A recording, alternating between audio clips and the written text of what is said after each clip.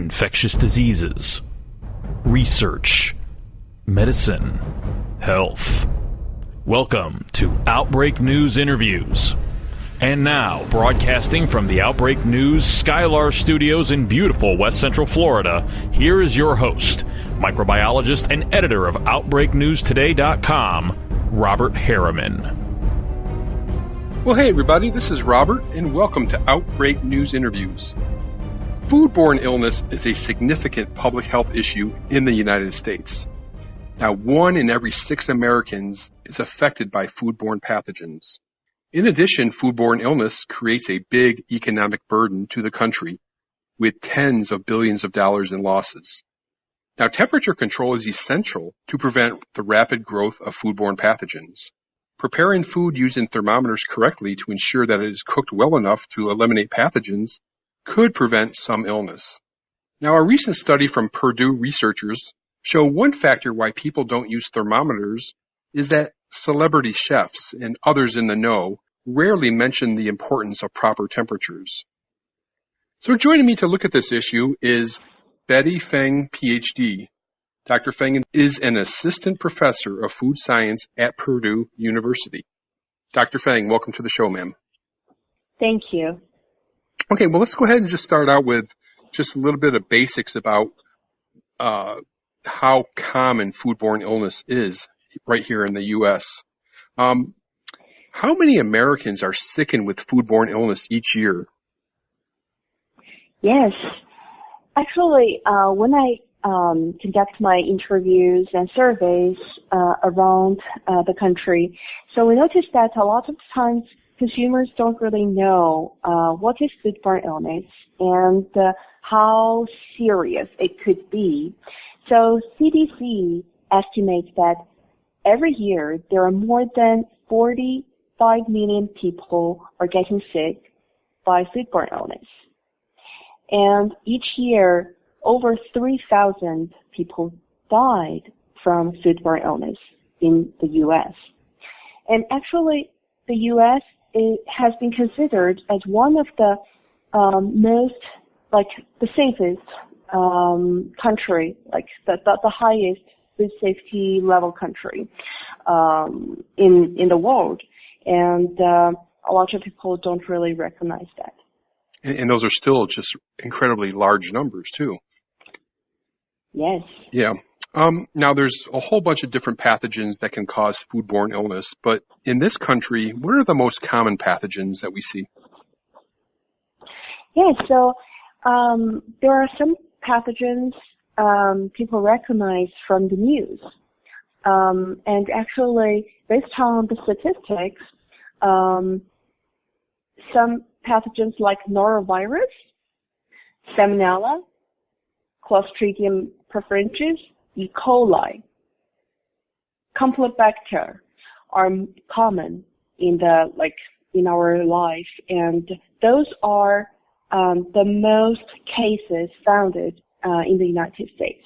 Yeah. And of course, there are many more pathogens that can make people sick, and also people may notice that even for just one pathogen like salmonella, sometimes they see salmonella, different salmonella strains happens in different food. So pathogen-wise, there are many pathogens can make people sick, yes. So one important factor in preventing foodborne illness is temperature control. Dr. Feng, can you discuss the importance of the use of thermometers during the different stages of food preparation and storage? Yes.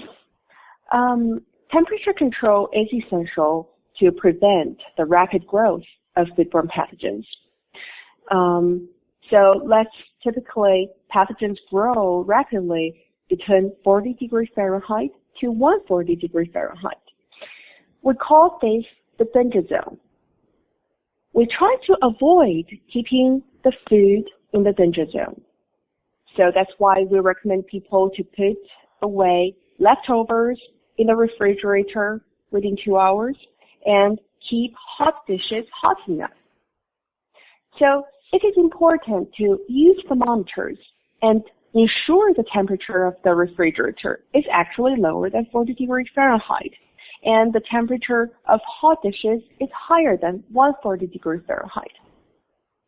Unfortunately, based on our previous study, we noticed that some people's refrigerator actually could be as high as 60 degrees Fahrenheit in the summertime. So if people do not use thermometer there to ensure the temperature in the refrigerator cannot even be trusted, right? Right. So that's for storage. When it comes to cooking, it's another important stage. So cooking is an effective way to eliminate pathogens. We target different pathogens when cooking different foods. As for poultry, we intend to kill potential salmonella. So the recommended internal temperature for poultry, usually we say we should reach 165 degrees Fahrenheit. As for hamburger, we intend to kill potential E. coli, so the recommended internal temperature is different. It is 160 degrees Fahrenheit. So the temperature is the true measurement for meat doneness, not the color nor the texture. Using cooking thermometer to ensure the internal temperature of foods is a recommended practice to protect you and your family from foodborne illness. Now, in this study, you point to the mainstream media and food professionals like celebrity chefs who seldom serve as role models and often negate the need for food thermometers. Can you elaborate on that? Yes. So using a cooking thermometer is seldom mentioned in recipes in general. So especially when the recipes are just developed for consumers. Printed recipes describe cooking time, and sometimes they describe the oven temperature, like 425 degrees Fahrenheit. So actually that reflects in consumer survey. So when we conduct consumer survey asking people, what is the temperature you think turkey should be cooked until to show the doneness? So some consumers will even use the oven temperature to indicate that. The bird temperature should definitely lower than the oven temperature, right? Right. So rarely those bloggers or recipe developers will list recommended endpoint internal temperature. So a recent evaluation of the popular cookbooks showed that only 8% of the recipes containing raw meat included an endpoint temperature, and 28% of those temperature provided were even incorrect. Some information sources are not current. For example, 180 degrees Fahrenheit is the previous recommended endpoint temperature for poultry. So this temperature has not been used for over 10 years, but it still appears in some cookbooks and even on some current thermometers for sale. So chefs on television, like in the television cooking shows or in YouTube videos, they do not use a food or a refrigerator thermometer on their programs. So a content analysis of 100 cooking show episodes showed that 75% of the episodes did not use a cooking thermometer. There is another analysis we included in our paper showed that 59 episodes that were analyzed showed that 45% did not use a cooking thermometer, and only 12% mentioned the correct cooking temperature. That is how severe the situation is. Yeah, in addition to the problem with the celebrity chefs and the people on TV and YouTube, what are some of the other barriers concerning the use of thermometers? You know, why do most people, I think most is the correct way to say it, not use thermometers? Yes. So there are many different barriers. And if you notice this, actually use of thermometer is currently not the habit of our cooking, and that is one of the situation. So many people learn cooking from their parents, from their grandparents. Many people learn cooking from celebrity chefs, from their favorite bloggers. They do not use thermometers. So people do not have a good model at the first place. And there are many more to it when we conduct our study. So we noticed that there are two major groups of barriers we identified. So one group we noticed that people tend to have the belief that a thermometer is just not necessary. And that's including people's perception. So people, some consumers just have the preference for alternative techniques like cutting the bird and look at the color, and or they refer to texture, seeing if the burger is done. And another one is, as I mentioned before, those food professionals or media seldom serve as role models and often negate the need for food thermometers. And the third one is limited awareness. So consumers do not really understand the potential health issue associated with their current practice. So they don't really know, if I don't use thermometer, so what? And then the fourth one is actually consumers do have very limited knowledge and awareness related to thermometer use for specific food groups. So a couple of years ago, there was national consumer survey conducted, and they noticed that consumers actually now know better to use thermometer on whole poultry, like whole turkey.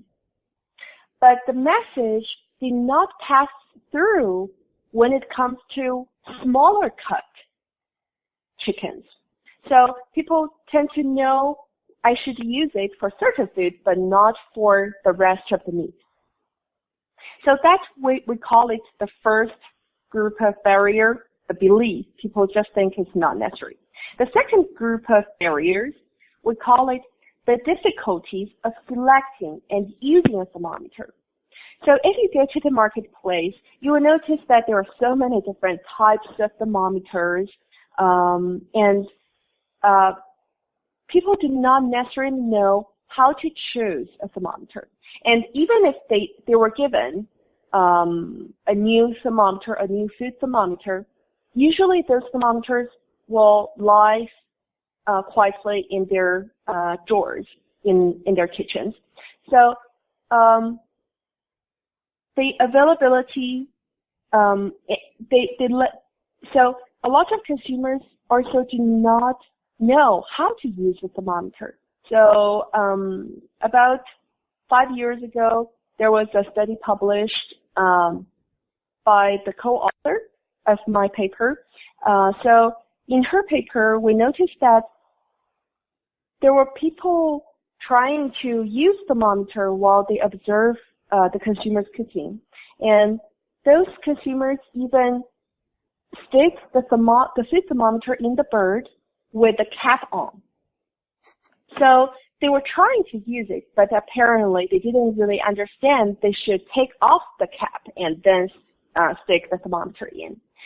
So last but not least is about the calibration, sanitation of the thermometer. So after each use or after a period of time, the thermometer need to be get its maintenance. So need to check if it's still if the temperature still gets to 32 degrees Fahrenheit in water ice mixture or not. So those are the information still didn't really get to consumers. They didn't really know those practices should be taken.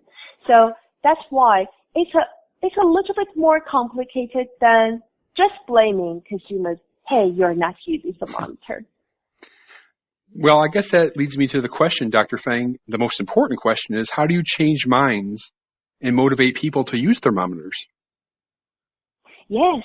So there are many factors that influence people's behavior change in general. So including their attitude, how to change their attitude, like their belief, thinking that a thermometer is not necessary. And also their efficacy, like to change their belief that they can use the thermometer. But last, not least factor is the social norm, which is whether the use of thermometer is recognized by the society culture and our influencers. There are many ways we can motivate people to use thermometers, and I will address maybe two of them. So the first one is, why don't we include the correct endpoint internal temperatures in all recipes, including cookbooks, online recipes, and other media?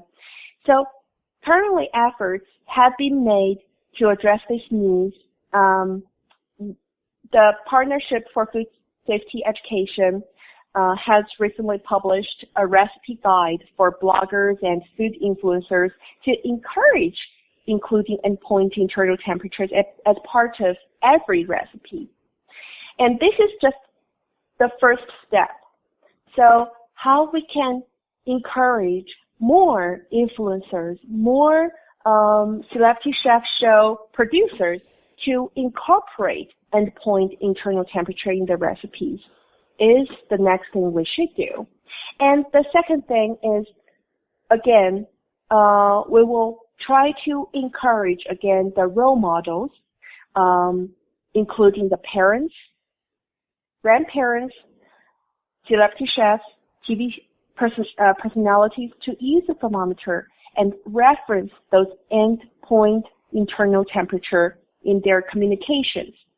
So study has found that consumers actually model what they see in their home kitchen. So they actually will do what they saw on the show or what they saw on the YouTube in their home kitchen. So I think those are the major 2 points I want to point out here. Okay. Very good.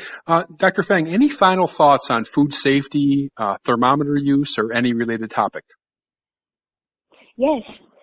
I noticed that food supply chain and food system is more and more recognized by the public. I think we should also encourage people to perceive improving food safety as an effort of every sector in the food system, from farmers, from food processors, to consumers, to everybody's home kitchen. As for consumers, we can protect ourselves from foodborne illness by changing some food handling practices at our home kitchens. The changes can be small. It can be small, like just checking the refrigerator temperatures and cooking with the thermometer. So those are the last points I want to share with you and the audience. Very good. Well said. And I'll link to the study in the show notes when I publish the podcast later today. And I want to thank you, Dr. Betty Feng, for sharing your time and your expertise. Thank you. I enjoyed it.